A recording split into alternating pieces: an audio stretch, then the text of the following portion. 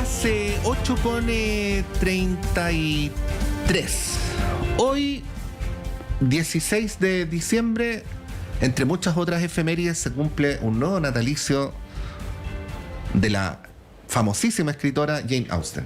De hecho, estamos desarrollando ahí un trabajo periodístico sobre el tema. Lo digo nomás para a quienes les gusta Jane Austen y que además ha dado lugar a tantas obras de otro tipo, películas y así sucesivamente. Son como 150 años. Claro, el 1775. No tengo... O 200 años. No nací como con la virtud de la calculadora en la cabeza, pero si ustedes me permiten, aquí mismo en directo, 2025 menos 1775 da en total 250 años. Ah, ya. Sí. Hoy día mismo. Buenos días, Montserrat Roldán. Muy buenos días. Bueno, pero no es de literatura británica del siglo XVIII de lo que vamos a hablar ahora, sino de política y otros asuntos, partiendo por saludar a la secretaria general de la Democracia Cristiana, Alejandra Krauss. Alejandra, muy bienvenida, gracias por estar acá. Muchas gracias, un gusto de estar con ustedes y participar en estos días de mucha reflexión y análisis. Nuestras propias reflexiones. Sí, pues. No, yo creo que la reflexión y el análisis son más necesarios que nunca, porque están pasando cosas inéditas en Chile. Y por eso también convocamos, como siempre, agradecidos a Rodrigo Pérez de Arce. Bienvenido, Rodrigo. Muchas gracias por invitarme. Aunque quizás es el momento de hablar de literatura británica del siglo sí, mejor. Y Jane Austen también. De Jane Austen particularmente. O si nos echamos más para atrás, no sé. Sugiero.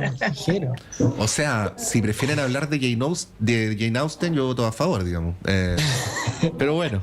Yo también. Sí, no podemos ser tan excéntricos. Me gustaría también, pero bueno.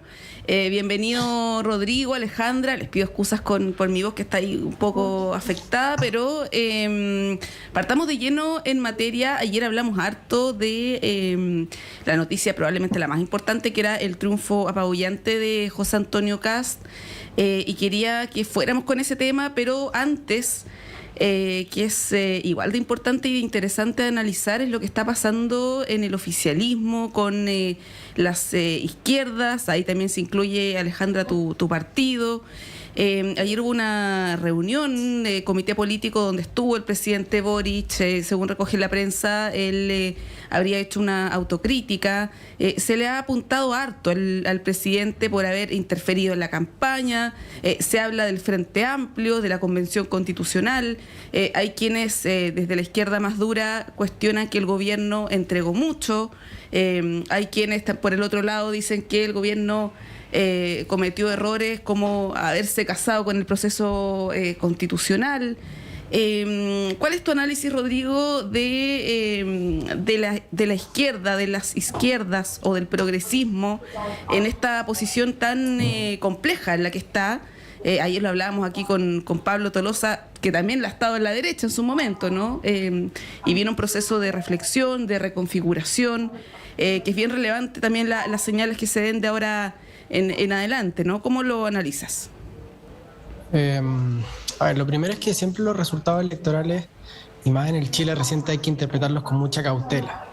Las derrotas y las victorias nunca han sido definitivas, nunca en la historia, pero particularmente ahora. O sea, si alguien nos hubiera dicho en octubre, post primer plebiscito, que la derecha iba a ganar la presidencial con José Antonio Kast, que iba a empatar en el Congreso o que iba a haber una posibilidad de que tuviera mayoría, en fin, todo eso nos hubiera parecido casi ciencia ficción, ¿verdad? Entonces, en política ninguna derrota, ningún triunfo es definitivo, y yo sería muy cauteloso si estuviera en el mundo republicano en interpretar los resultados de la elección del domingo.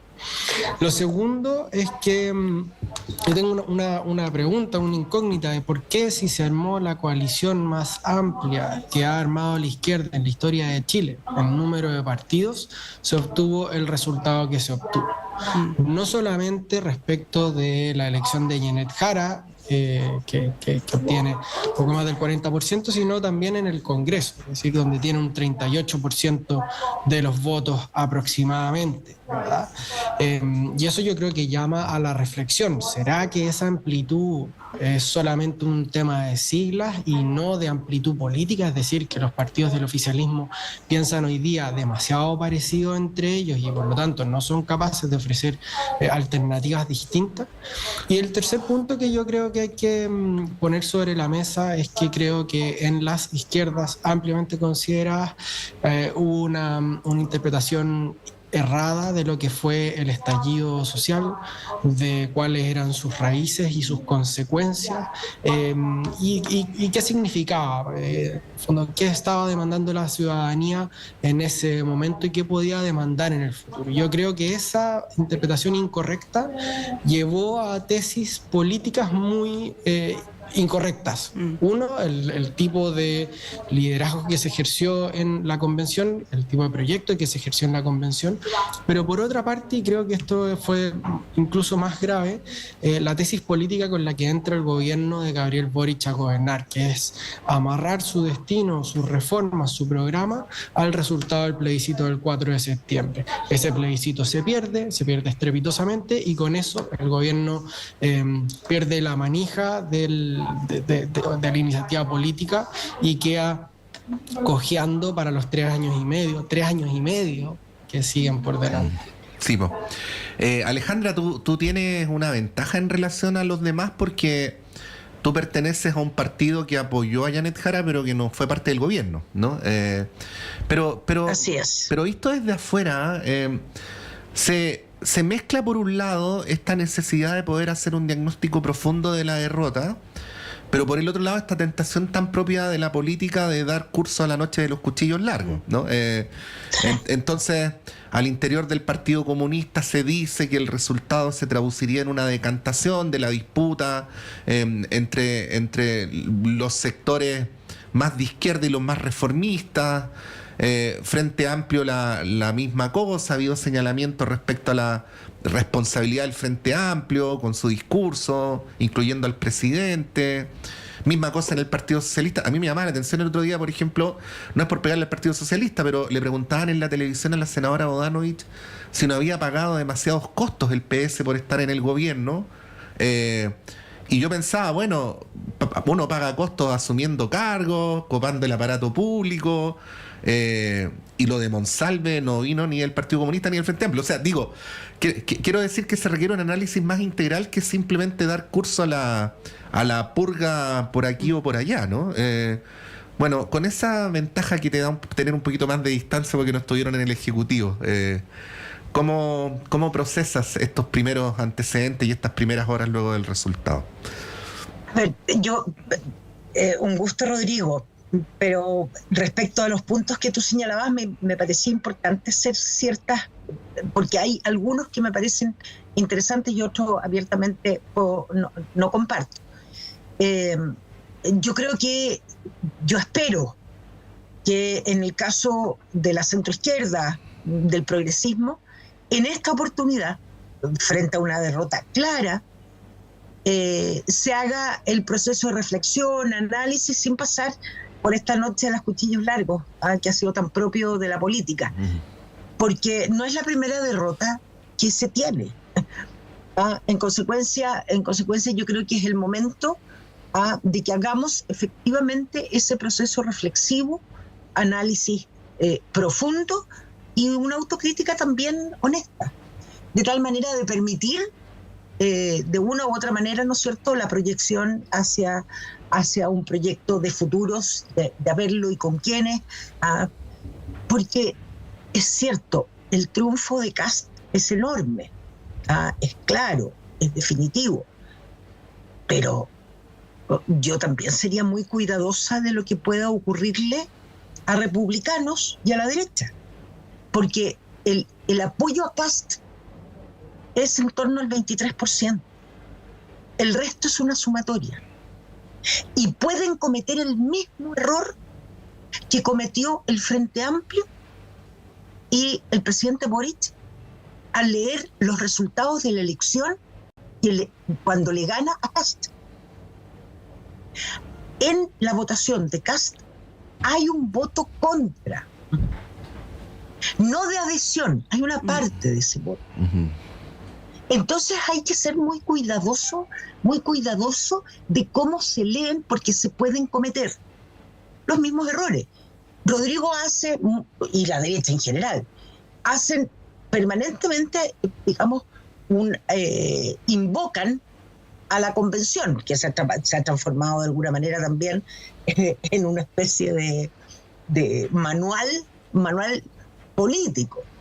Y se olvidan del proceso del Consejo Constitucional, donde los republicanos también hicieron una lectura completamente errada de la adhesión electoral que habían tenido en la designación del Consejo.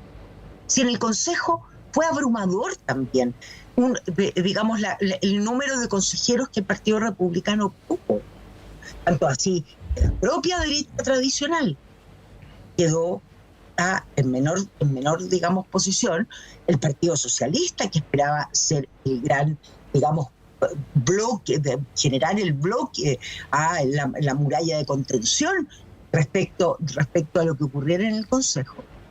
Y Republicanos leyó muy mal esa adhesión. Entonces yo creo, y por eso encuentro que es interesantísimo el proceso de observación y análisis reflexivo a que estamos todos llamados. Y como bien señalaba Patricio, en el caso de la democracia cristiana, de alguna manera tiene al tener distancia, al no haber ocupado cargos, al no haber sido parte del gobierno, las pérdidas son menores. ¿Ah? Yo creo que hay una pérdida mayor para el país de lo que viene para adelante, pero también estoy abierta, porque fue la ciudadanía la que tomó esa definición. ¿Ah?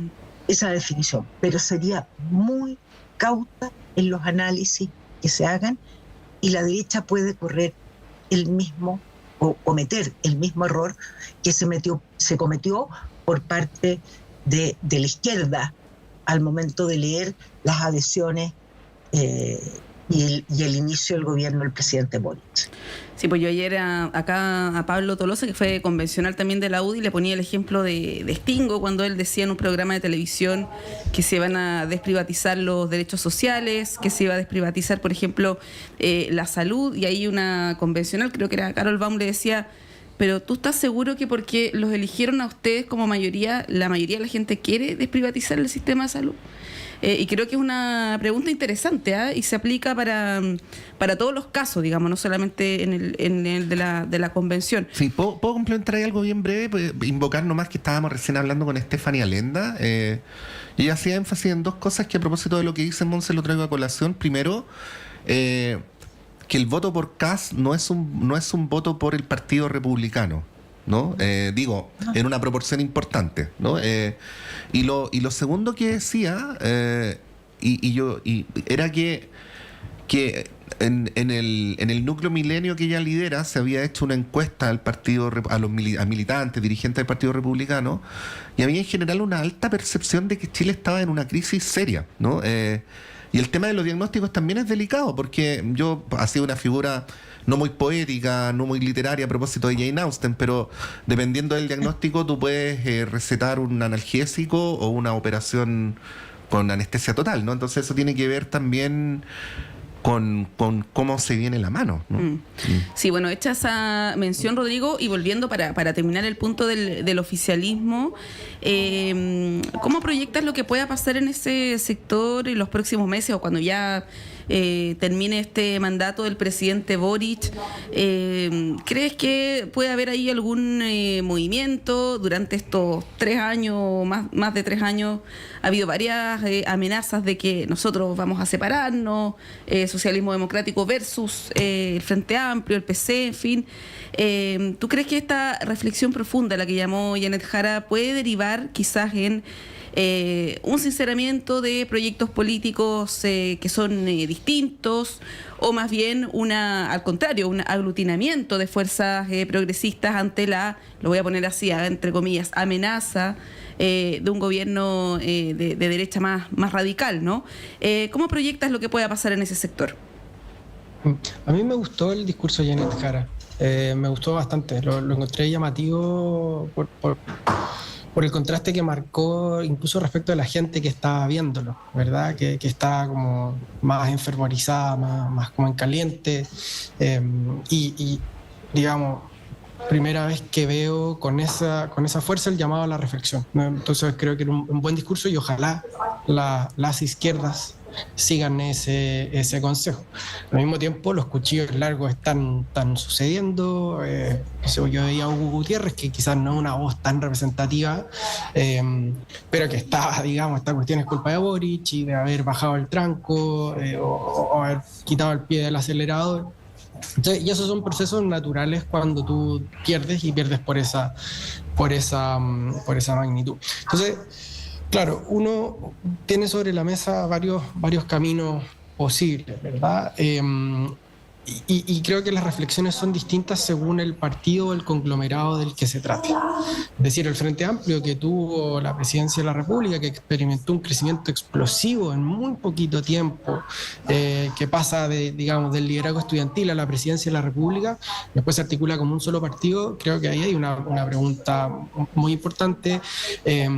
Si no me equivoco, Juan Pablo Luna decía que era un partido hidropónico, que no tenía raíces en la tierra real, ¿verdad? Que la imagen es súper provocadora, pero creo que la caricatura tiene algo de cierto, ¿verdad? Y se habló mucho de los territorios y en verdad como que no pasaba mucho con la realidad.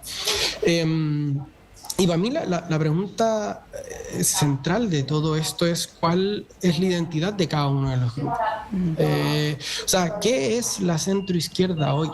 ¿Qué distingue a este proyecto, el socialismo democrático, la DC, del Frente Amplio y el PC? Por supuesto que hay diferencias, no quiero decir que son lo mismo, sería una tontera, ¿verdad?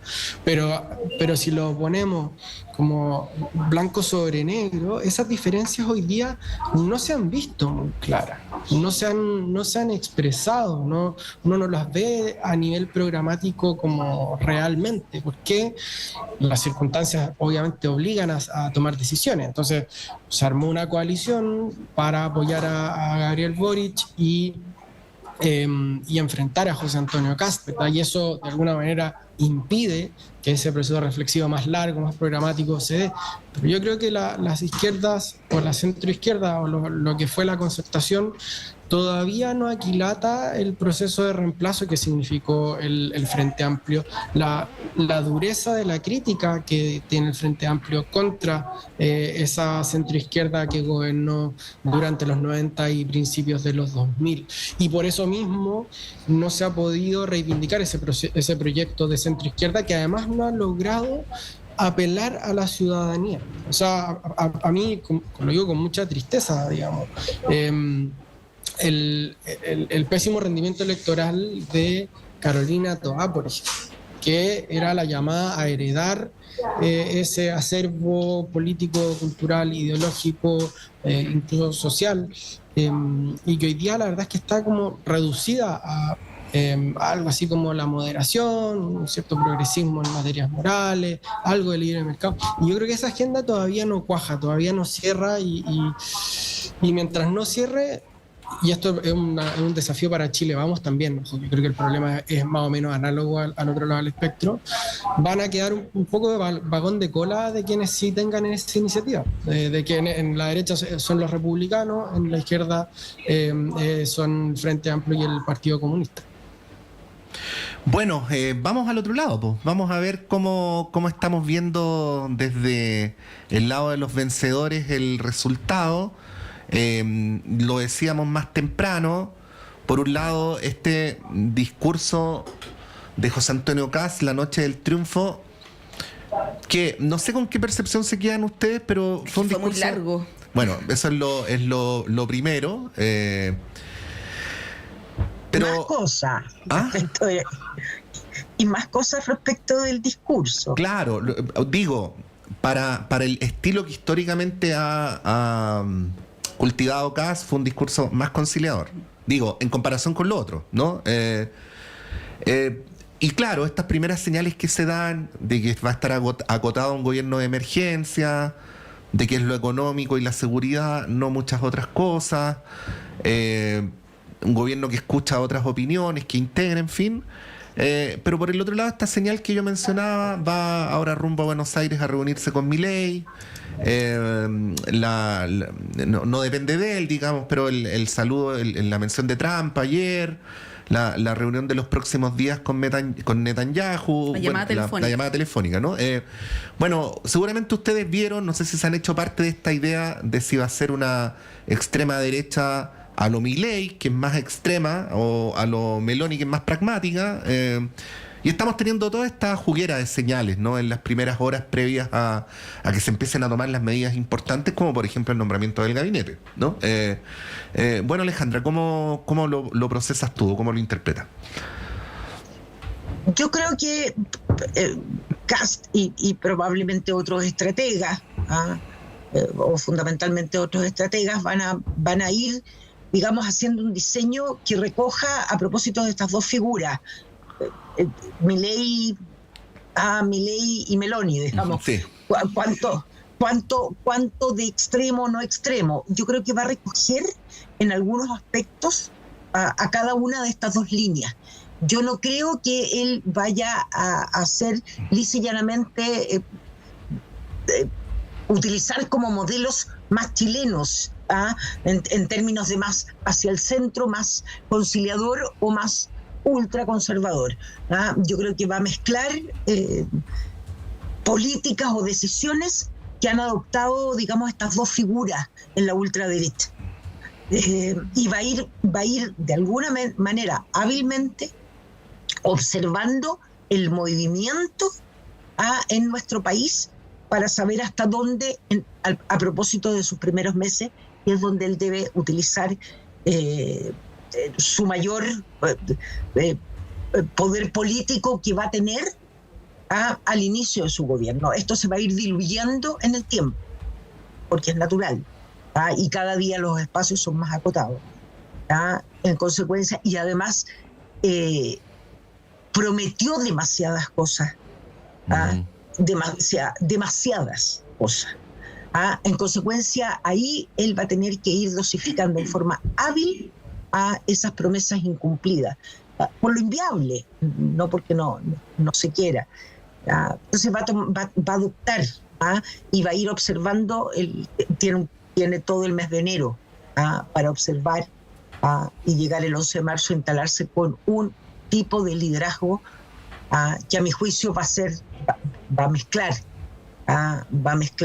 Yo, a mí me pasa que anoche en un programa de televisión, no recuerdo cuál, digamos, pero estaba Martín Raúl,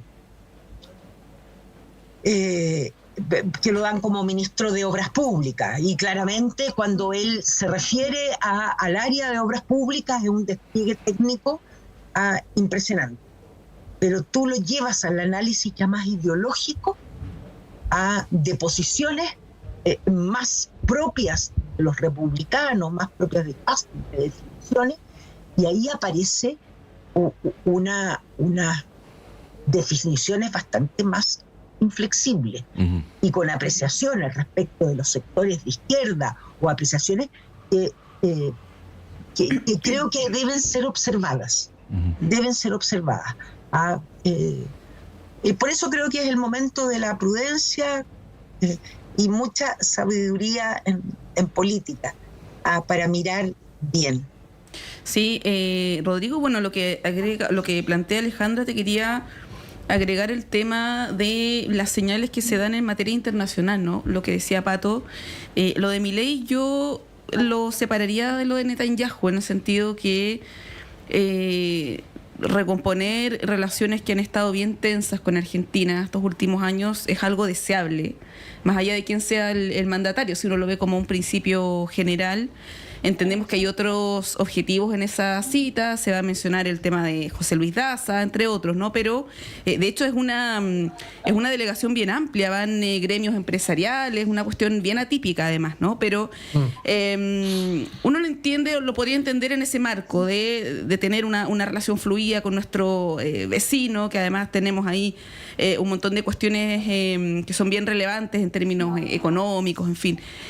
Pero lo de Netanyahu, a mí me cuesta encontrarle una racionalidad, porque estamos hablando de una persona, una figura política que no solamente ha estado cuestionada, sino que está procesada por delitos de lesa humanidad. De hecho, no puede pisar muchos países del mundo porque tiene órdenes de detención. Estamos hablando de un genocidio de cientos de miles de personas, incluyendo miles de niños. Entonces, claro, yo me pregunto si es que Janet Jara hubiera ganado y Maduro la llama, ¿cuál sería la reacción, no? No quiero hacer una comparación espuria, pero lo que digo es, Netanyahu es una figura que es más que controversial, y donde además tenemos la comunidad palestina más grande después de Medio Oriente, y donde además hay muchos de integrantes de esa comunidad que están en la derecha.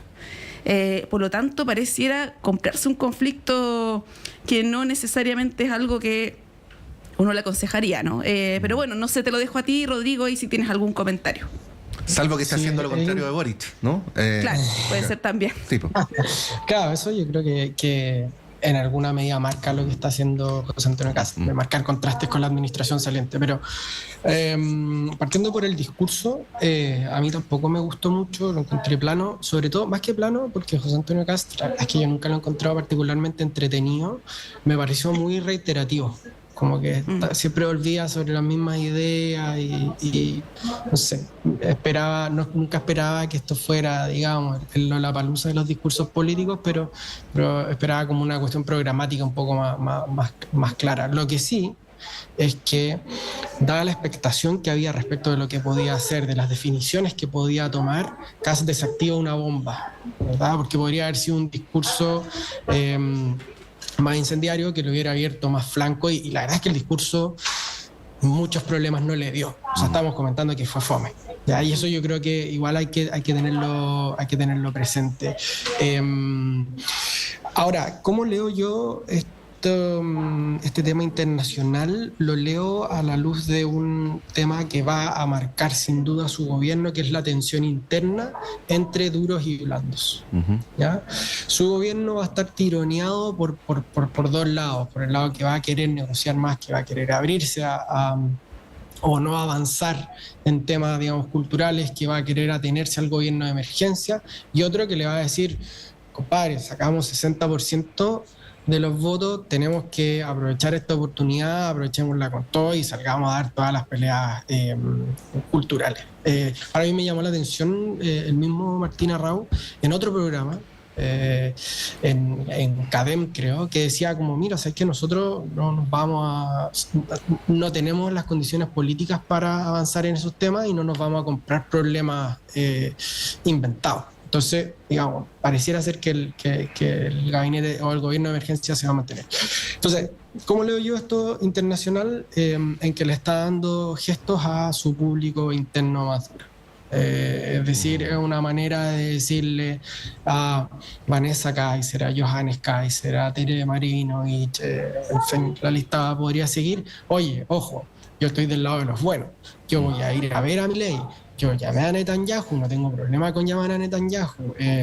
Yo me relaciono con el embajador de Estados Unidos y con Trump. Y digamos, esa es mi interpretación. Puede ser que simplemente sea que se está dando gusto, ¿verdad?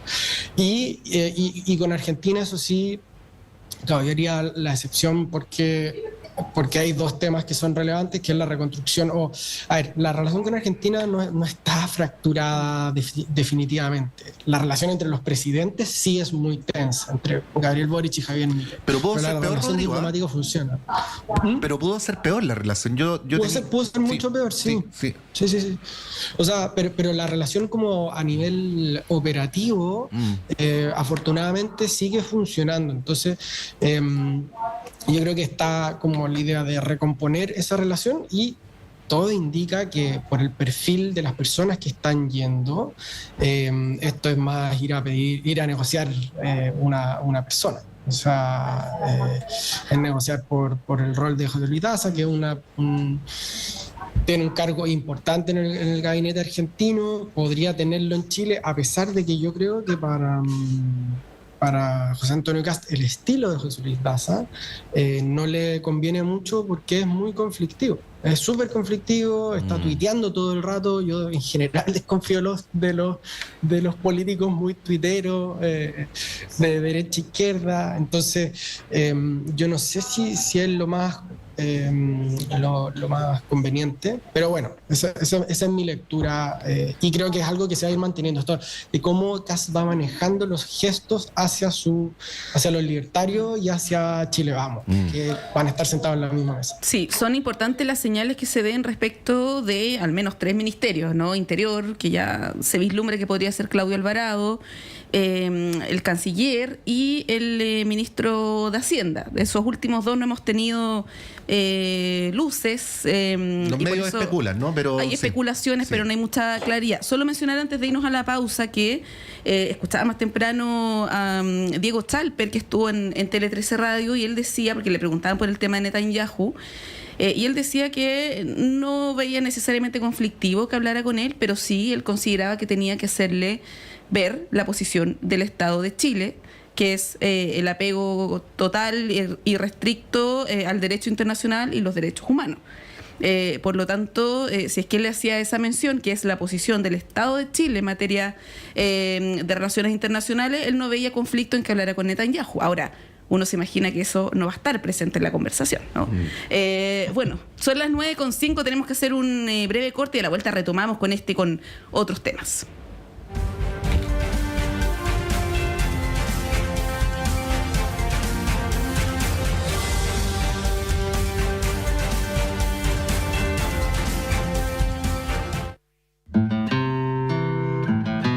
Sala Máster de Radio Universidad de Chile les invitan nuevamente a disfrutar todo el talento de 2 reconocidos músicos y guitarristas nacionales, Horacio Salinas y Romilio Orellana, el próximo jueves 8 de enero de 2026 a las 19:30 horas.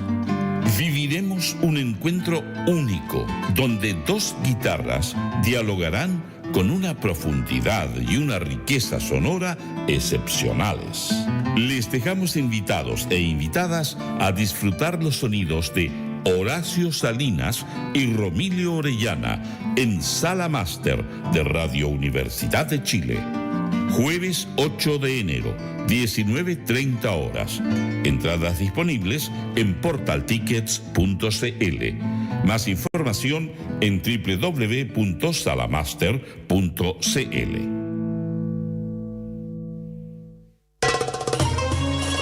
¿Qué pide Palestina? El respeto al derecho internacional. Solamente eso. Una de las mayores catástrofes de este siglo XXI se vive en Palestina. Y nosotros, el domingo a las 9 de la mañana, hablamos de Palestina. Palestina por siempre en Radio Universidad de Chile. Encuéntranos en la plataforma Spotify y sintonízanos en Radio Universidad de Chile el domingo 9 de la mañana. Palestina por siempre. Palestina por siempre.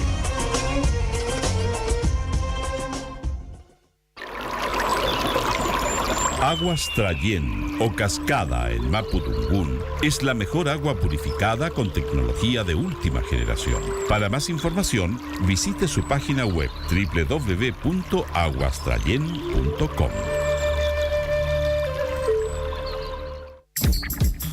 Los temas que importan en educación ya están en el aire.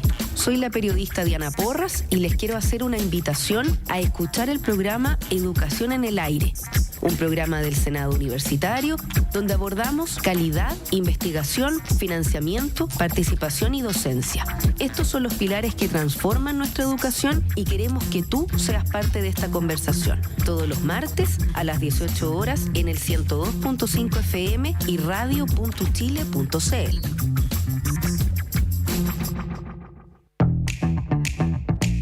Cada semana te invitamos a un viaje por el fascinante mundo de las artes y la cultura con el boletín creativo DICREA.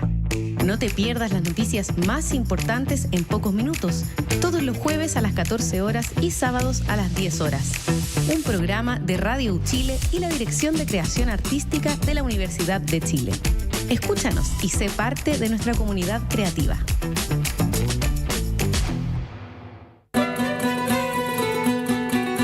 Radio Universidad de Chile, 102.5 en la banda de frecuencia modulada te invita a escuchar Caleidoscopio de la Salud,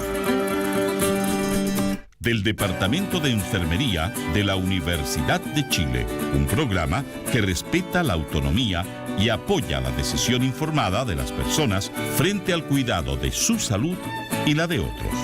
110 años a la vanguardia de los ciudadanos en la salud del país. Caleidoscopio de la Salud, todos los sábados a las 12 horas.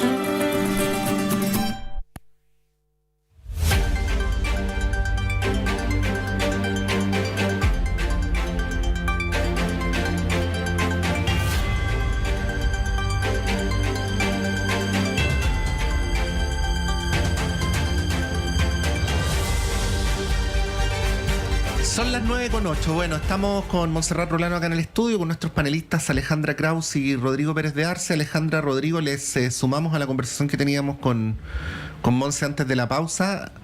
A propósito de las señales a las que hacía alusión Rodrigo, no la tiene fácil el presidente electo. Tiene que administrar variables, relaciones de distinto tipo, muchas de ellas contrapuestas. Hacíamos mención y bueno, ahí hay un punto muy lúcido de Monse, ¿no? Este viaje a Argentina, que parece visita de Estado porque está acompañada por un cuerpo empresarial importante, que uno podría decir para efectos de la dinamización económica está muy bien, pero también uno lo podría leer del otro lado como un alineamiento muy rápido con el gran empresariado, dejando afuera otros actores que también podrían ser parte de una relación con Argentina, ¿no?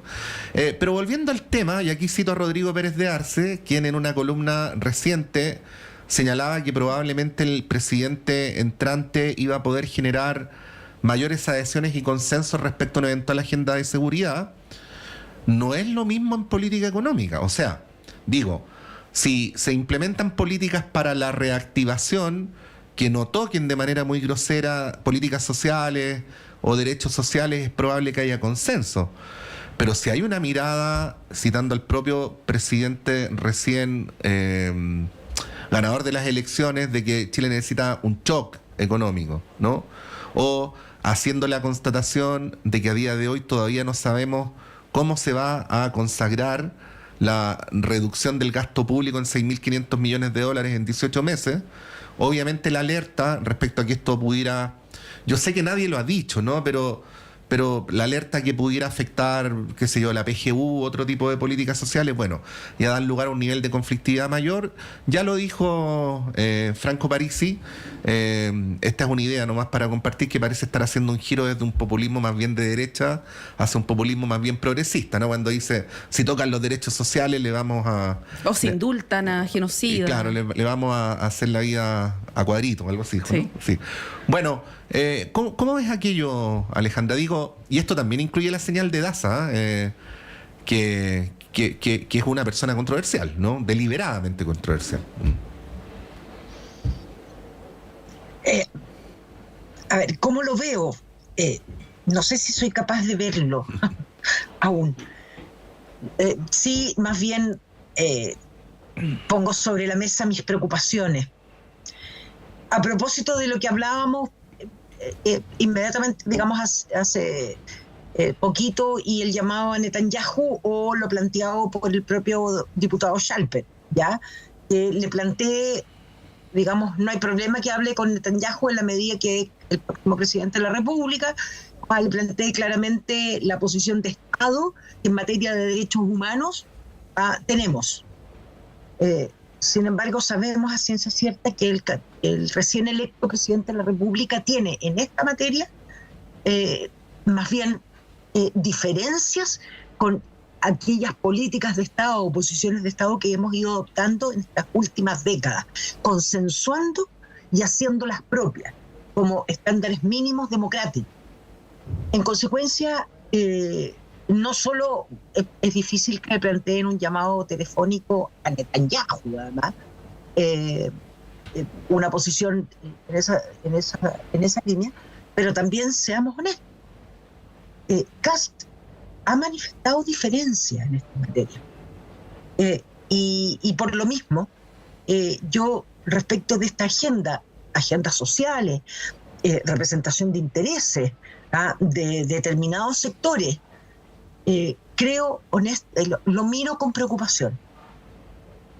Creo que vamos a iniciar, mi preocupación, mi inquietud, dice relación con la posibilidad de iniciar nuevos diálogos en nuestra sociedad que ya habíamos superado. Y eso va a tensionar.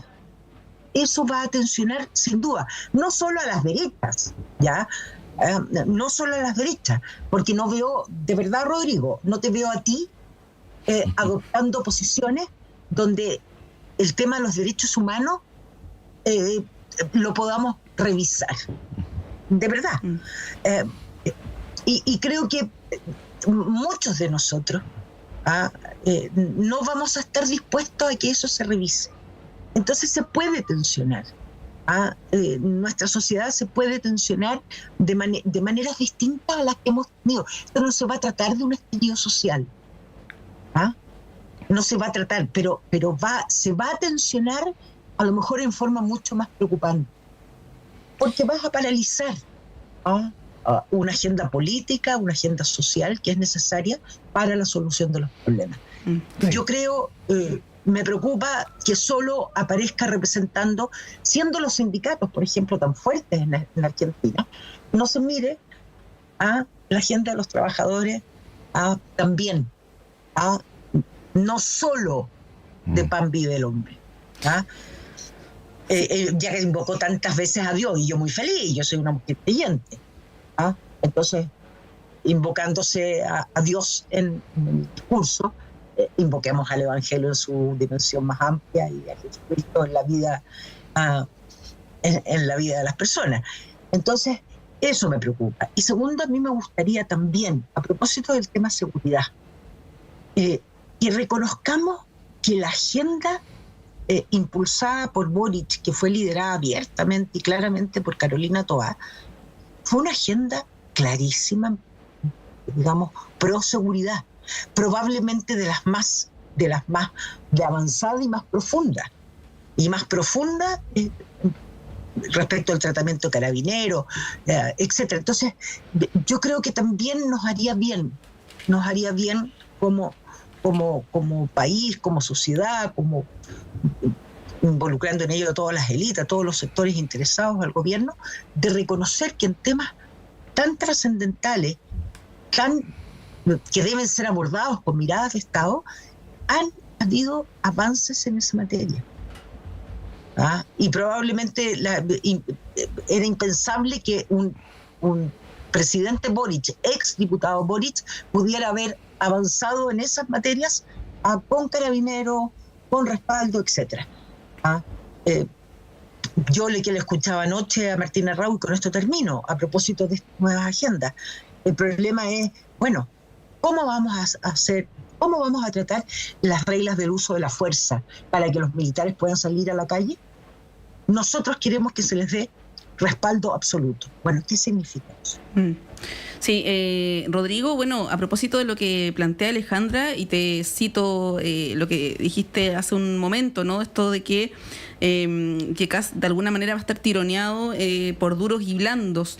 ¿Cómo ves el tema de la gobernabilidad, de la construcción de mayorías? Está el factor del Partido de la Gente, que tiene una bancada importante. Dos de sus líderes más visibles, Franco Parisi y Pamela Giles, se han mostrado contrarios al futuro gobierno de Kast en muchos ámbitos, ¿no? Pero también está la bancada del Partido Republicano, que es la más grande, más 30 parlamentarios, creo, y también la de los libertarios, que son como 8, y que son parlamentarios o figuras o personas, ¿no?, que vienen de culturas políticas donde el llegar a acuerdo no necesariamente es algo virtuoso. Por lo tanto, cuando llegue el ministro o ministra de la SECPRES y tenga que ir a buscar los votos de la izquierda, va a estar tironeado también por esos parlamentarios que le van a estar reclamando por qué va a ir a buscar esos votos, ¿no? ¿Cómo ves ahí el tema de la construcción de mayorías? Le va a tocar le va a tocar ser derechita cobarde el presidente más de alguna vez. Claro. Sí, sí. A ver, primero agradecerle a Alejandra de incluirme en el bando de los buenos. Creo que hay varios desafíos en esa materia, no solo respecto del Congreso, sino de la agenda más amplia de lo que va a hacer el gobierno en general. Creo que si Kast se atiene a la idea de gobierno de emergencia y avanza sobre todo en esa dirección, tiene mayores probabilidades de éxito que las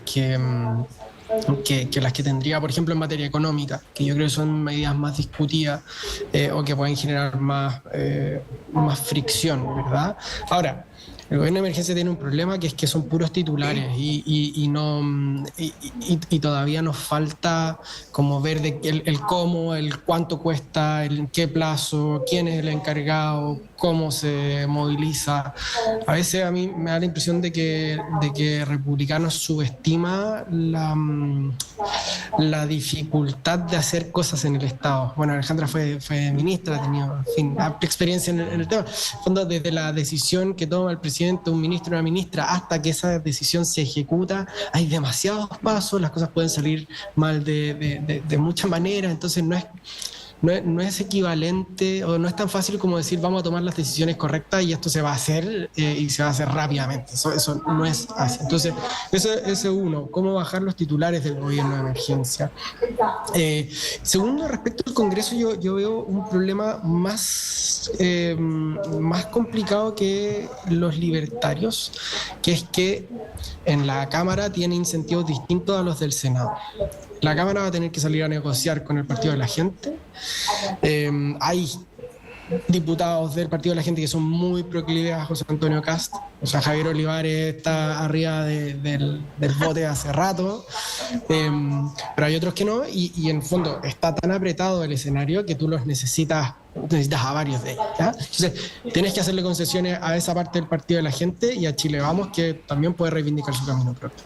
Pero en el Senado, tú vas a tener que salir a buscar dos votos que son cruciales, que son el de Matías Walker y eventualmente el de Miguel Ángel Calisto, si es que se resuelve el problema, si es que asume y los incentivos que tienen el Partido de la Gente y los incentivos que tienen estos dos senadores son súper distintos entre sí.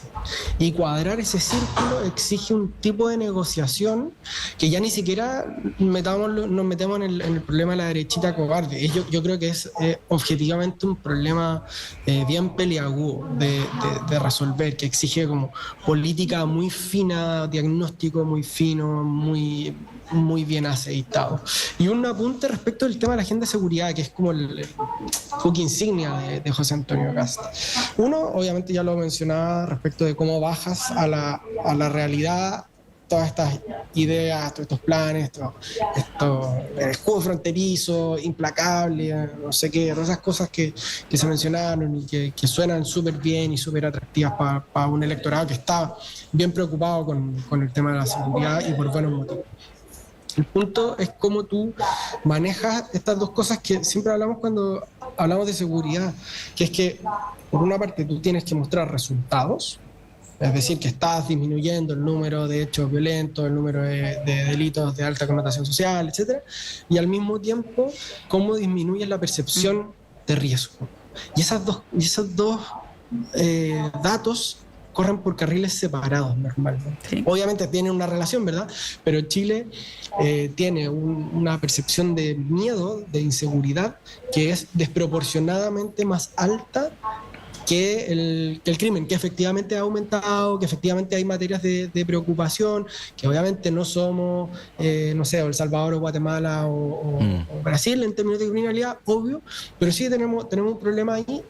Y esos tenemos dos problemas ahí. Uno es cómo disminuye y controla el delito, y otro es cómo disminuye la sensación. Y la sensación de inseguridad da pie para mucha demagogia, para mucho show, para mucho la cárcel en el desierto, Ahora, por el otro lado, Rodrigo, es más fácil políticamente porque es lo que la ciudadanía está pidiendo. Uno puede tener una discrepancia, puede tener una discrepancia con eso, pero buena parte del triunfo de Kast se explica por ello, ¿no? Y de hecho, durante este gobierno hubo mayor mayores niveles de coincidencia entre las fuerzas políticas respecto a la mano dura en seguridad que lo que había hace 5 o 10 años atrás. O sea, quiero decir, para una, para una eventual oposición es menos costoso apoyar ese tipo de agenda que en otros ámbitos, ¿no? Sí, entonces, solo un apunte para no monopolizar la palabra. Yo creo que la agenda de seguridad, si es razonable, debiera avanzar más rápido. Ahora, las promesas de Kast no son solamente seguridad. Entonces, economía, empleo, impuestos, desregulación, permisología, todo eso, yo no sería tan optimista. Sí, y ahí, Alejandra, respecto a lo que planteaba Rodrigo, vamos a plantearlo así, de que el primer trámite parlamentario va a tener coordinadas distintas a un eventual segundo trámite parlamentario o un trámite parlamentario en el Senado, ¿no? El silencio de Matías Walker, que yo sé que está coyunturalmente influido por el tema del depósito de Ulloa, ¿no? De Llaver, ¿no? Pero que es evidente, lo dijo acá en la radio, que él no siguió el derrotero de Jimena Rincón ni de Carlos Maldonado. Estaba buscando acá para poder citarlo bien. Nosotros lo entrevistamos el 3 de noviembre, 2 semanas antes de la segunda vuelta. De la primera vuelta. De la primera vuelta. Y él dijo: no estoy de acuerdo con no comparto un acuerdo recíproco en segunda vuelta nuestro con estos candidatos, en referencia a Kast y a Kaiser. Y agrega: yo no voy a votar por los extremos, ni por la extrema derecha ni por la extrema izquierda. Entonces yo le pregunté: senador, ¿entonces va a votar nulo? Dijo: quiero ser muy honesto, alguien que se define de centro no puede votar por los extremos. O sea, digo, esto que se hizo de manera, pienso yo, un poquito automática la noche de la elección parlamentaria, de poner a Matías Walker en el bando de los nuevos senadores oficialistas, me parece que no tiene mucho asidero en la realidad. Bueno, Alejandra, todos estos dirigentes que son por trayectoria más próximos a la tuya, ¿no? ¿Cómo ves ese escenario o esa distinción que hacía Rodrigo Pérez de Arce respecto a los dilemas en el Senado, ¿no?, de un eventual gobierno? Yo tiendo a compartir, digamos, que en el caso de Matías Walker, es muy injusto políticamente, para no llevarlo a planos personales de ningún tipo, centrarlo rápidamente, que será, o ubicarlo dentro de los senadores nuevos oficialistas a contar del 11 de marzo. Creo que Matías ha mantenido grados de distancia incluso de Jimena Rincón con el gobierno del presidente Boric en materia legislativa. Hay ministros del gobierno del presidente Boric que reconocen el gran aporte en la construcción de acuerdos en distintas materias, particularmente en permisología, en áreas, en minería, en esas materias muy relevantes para el país, como Matías Walker, debidamente asesorado, construyendo o intentando construir indicaciones que permitieran resolver temas puntuales y relevantes en proyectos de ley. Vale decir, Matías Walker, tengo la impresión de que va a ser un senador relevante y que de endurecerse una agenda en distintas materias económicas, de seguridad, y que se alejen. Yo no soy de aquellas yo no creo en el centro patricio, me cuesta la definición de uno se ubique en el centro, ¿no? Pero de agendas que concilian crecimiento con principios y valores propios de la dignidad de la persona humana, que coloca, me cuesta pensar de que Matías vaya a alinearse por la sola circunstancia de que dirigentes del partido de liquidación demócratas puede ubicarse, o que Jimena Rincón entre al gabinete, por ejemplo. Sí, pues de hecho Matías Walker y Jimena Rincón han tenido votaciones disímiles en los últimos años. Creo que en pensiones fue así.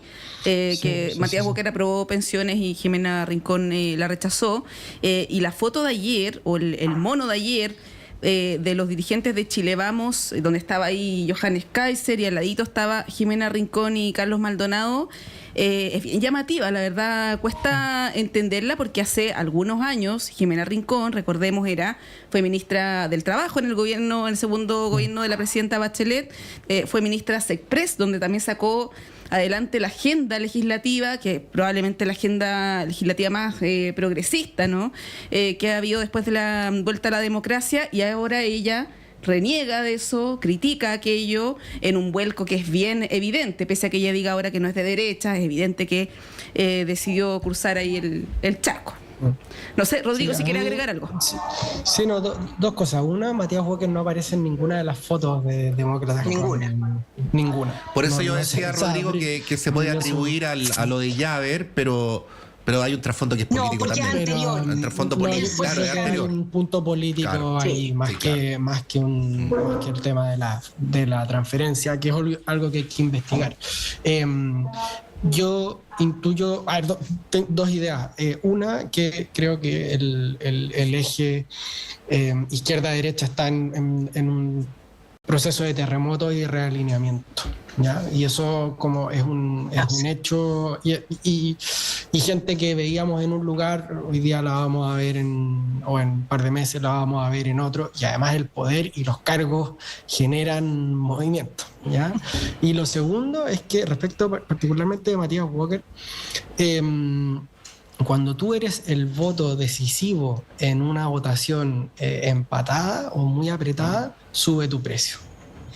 Y entonces tú puedes hacer exigencias que si fueras miembro de una bancada más grande no necesariamente podrías hacer. Entonces aquí ni siquiera quiero meterme como en el ámbito político de qué piensa Matías Walker, que a mí mi impresión es que es más bien pragmático, que se ha movido como según votaciones específicas. Yo de hecho sobre todo lo saludo, lo aplaudo y lo secundo en materia de la ley de propiedad de clubes de fútbol. Eso creo que es la reforma a la ley de sociedades anónimas deportivas, creo que es clave. Pero claro, ya hemos visto cómo senadores que están desalineados, que no tienen partido, como senador Bianchi, como, puede pasar con Calisto, como Walker, van a poder hacer exigencias. ¿Por qué? Porque sus votos se van a necesitar si tú quieres pasar cualquier proyecto de ley. Y eso yo creo que es un dato matemático. Ni siquiera amerita como mucha reflexión. Pero Rodrigo, convengamos que estos 3 votos coincidiendo con esta como tesis a propósito del valor de estos votos de estos senadores con las características que tú mencionas, cada uno de ellos son muy distintos. Sí, Los por eso. O sea, cada uno tiene su propia agenda, perfiles, historias. Exacto, historias, formas de negociación, formas de cómo tú defines al final un apoyo en uno u otro sentido. Yo creo que también eso es importante precisarlo. Bueno, estamos llegando al final del panel. Hay que seguir analizando, pensando, escuchando, para proyectar las coordenadas en las cuales se va a ir produciendo la gestión del nuevo gobierno. Alejandra Kraus, como siempre, muchas gracias. Te mandamos un abrazo, que estés bien. Muchas gracias a ustedes, Patricio, Monse y sin duda Rodrigo. Bueno, no nos vamos a ver, así que probablemente feliz Navidad. Para Muchas ustedes, gracias, igualmente. A la familia un poquito adelantada, pero ahora ya es bueno meterse. Rodrigo Pérez de Arce, que estés súper bien. Que estés muy bien, un gusto. Chao. Chao. Vamos a ir un breve alto y a la vuelta una muy interesante entrevista, porque uno de los referentes culturales de América Latina lanza mañana en todo el continente una colección con escritores de nuestros países. Vamos y volvemos.